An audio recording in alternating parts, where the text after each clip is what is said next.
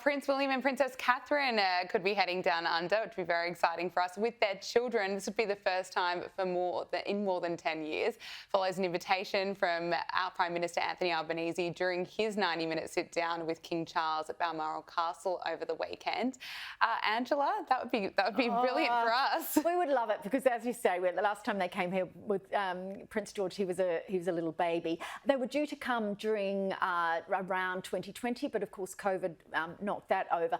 The idea, there's a lot of speculation that this might happen around July, August 2026, which is when the children would have their summer holidays in the UK and also before George starts high school. So look, I can see it happening. Of course, that invitation is always extended. It is never going to reflect badly on us as a nation to have the most famous people in the world visiting, is it? So I think that's an open invitation. But it's whether Kate, having gone through what she's gone through, would take on the stress and the long distance flight. Also, you have to imagine how much of that would be a family holiday for them if they did bring the kids. I mean, the issues around security, yes, you can go to the zoo and see a koala and you can see a kangaroo, but there would have to be some measure of a family break within that, and we know how difficult that is for them when they try to have a break.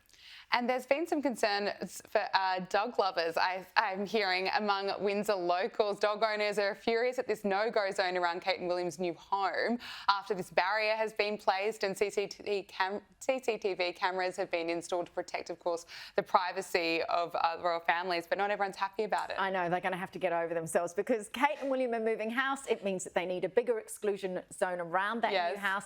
There's a gate into Windsor Great Park, which dog owners used to come in, they'd park in the car park and they'd take their dogs for a walk. That access way into the Windsor Great Park has now been closed off. They were only given a week's notice. They're very upset about it. But the fact is, if the Royals own the park, they, if they decide to move houses, then, your access might be, so you're going to have to walk around to another entrance. I feel so sorry for them.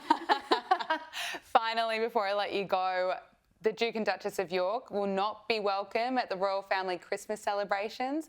The King is said to be keen to keep the pair at arm's length, making it clear that he'd also like them to be a little bit more discreet when attending family occasions. Is that right? I don't think we'll potentially ever see them at a Christmas again. I mean, these are what's happened with the Jeffrey Epstein and Fergie, and the fact she was in contact with him after she knew he was a convicted sex offender, and the kind of play between what she said publicly and what she said privately is so damaging. And we saw at the recent royal funeral that William was trying very, very hard not to speak to Prince Andrew. Look, they cannot be there for Christmas. And who I feel sorry for is, of course, their two daughters, Beatrice and Eugenie, who have never put a foot wrong, who want to be part of the royal family, who stand up with William whenever he needs, ballast at garden parties and that sort of thing. And then they're now in the position, do they go to Sandringham, or as Beatrice went last year to Italy, where her husband's family are? But how do you spend Christmas with your family and yet also be part of the royal family? So hard for them. It's a really difficult situation.